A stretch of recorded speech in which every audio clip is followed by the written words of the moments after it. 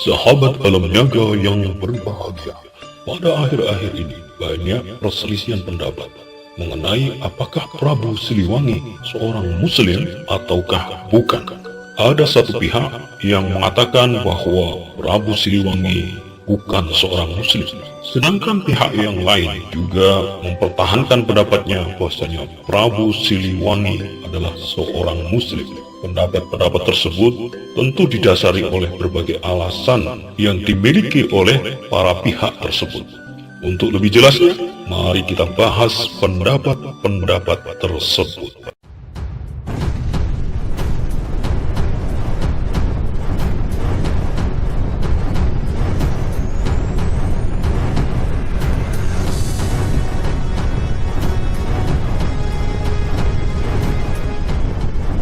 Sebenarnya siapakah Prabu Siliwangi itu? Prabu Siliwangi yang juga dikenal sebagai Sri Baduga Maharaja, di mana gelar tersebut beliau dapat setelah menjadi Raja Pajajaran.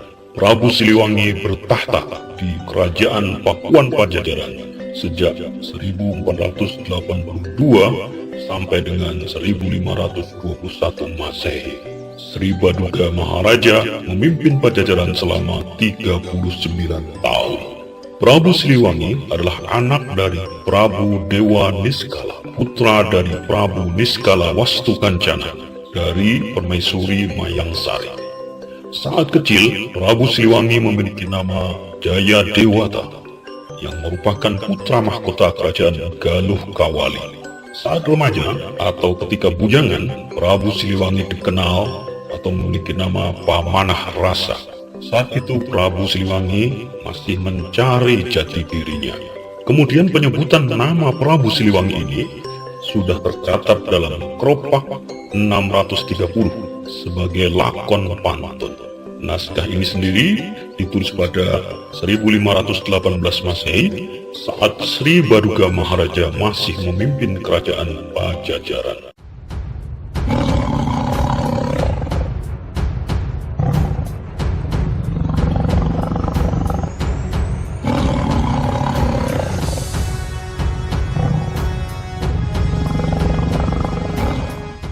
Pihak-pihak yang mengatakan bahwa Prabu Siliwangi belum muslim, dan ini rata-rata yang paling banyak didasarkan oleh berbagai alasan. Yang pertama, kerajaan Sunda Pajajaran tetap menganut agama Sunda Wiwitan, walaupun setelah Prabu Siliwangi memerintah. Kemudian yang kedua, istri Prabu Siliwangi sangat banyak. Hal ini bertentangan dengan syariat Islam bagi seorang muslim. Ada yang mengatakan istri Prabu Siliwangi jumlahnya 151. Ada juga yang mengatakan jumlahnya 56. Wallahu a'lam bishawab. Kemudian yang ketiga, Raden Kian Santang mencari-cari ayahandanya tersebut dengan maksud untuk mendakwahi beliau. Maknanya saat itu Prabu Siliwangi belum muslim. Jadi Raden Kian Santang mencari Prabu Siliwangi bukan hendak menyerangnya seperti beberapa desas-desus kabar yang beredar, tetapi untuk mendakwahi beliau, dan beliau menghindarinya. Inilah mengapa banyak yang berpendapat Prabu Siliwangi belum muslim.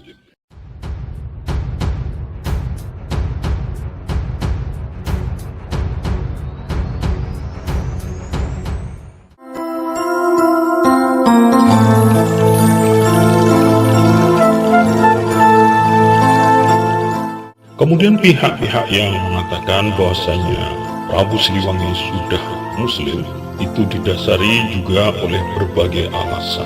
Yang pertama, ketika Syekh Kuro menikahkan anak didiknya, Nyai Subang Larang yang seorang muslim, tentu mensyaratkan agar Prabu Siliwangi masuk Islam terlebih dahulu dan memberikan mas kawin berupa lintang kerti.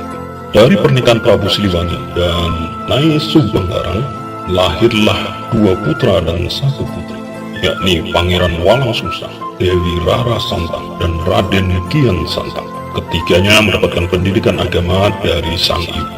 Yang kedua, Prabu Siliwangi sebagai seorang kesatria, maka sudah pasti beliau memegang kata-katanya. Ketika beliau sudah berikrar masuk Islam, maka pasti ditepatinya walau sampai ujung hayatnya. Yang ketiga, terkait banyaknya amal-amal yang belum mencerminkan syariat Islam yang sempurna. Misalnya kerajaan masih diatur dengan agama Sunda Wiwitan, istrinya banyak. Hal tersebut karena memang Prabu Siliwangi belum bisa menamakan agama secara sempurna. Masih banyak yang ditenggang dan difikirkannya. Sebagaimana di beberapa kerajaan Islam lain di Nusantara, yang juga masih terdapat amalan-amalan yang lebih condong kepada animisme dan dinamisme. Kemudian yang keempat, sejak beliau menjabat menjadi raja, maka penyebaran agama Islam juga lebih bebas, yaitu dengan Islamnya salah satu istrinya beserta anak-anaknya.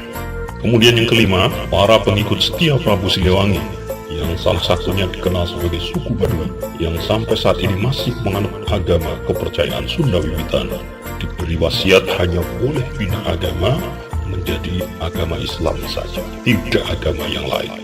Yang keenam, kisah masuk Islamnya Prabu Siliwangi sebelum menikah dengan Nyai Subanglarang dapat ditemukan bukti-buktinya di Museum Prabu Siliwangi yang berada di Desa Kandang Tengah, Kecamatan Gunung Puyuh, Sukabumi, Jawa Barat. Di museum ini tersimpan banyak pusaka yang merupakan peninggalan sejarah tentang Prabu Siliwangi.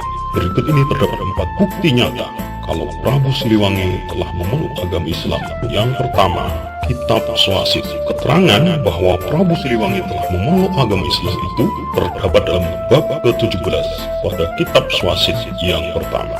Yang kedua, terdapat dalam naskah Syekh Kuro yang menyatakan bahwa Prabu Siliwangi masuk Islam. Dalam naskah ini menceritakan tentang proses Islamnya Prabu Siliwangi oleh Syekh Kuro. Naskah tersebut menempel di dinding museum.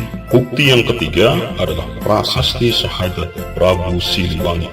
Dalam sebuah prasasti berbentuk batu bertuliskan huruf Arab yang di dalamnya terdapat tulisan basmalah dan terdapat juga kesaksian syahadat Prabu Siliwangi. Kemudian bukti yang keempat adalah batu pangsujudan. Batu pangsujudan merupakan batu yang seperti sajadah yang diyakini dahulu di batu itulah tempat sholatnya Prabu Siliwangi.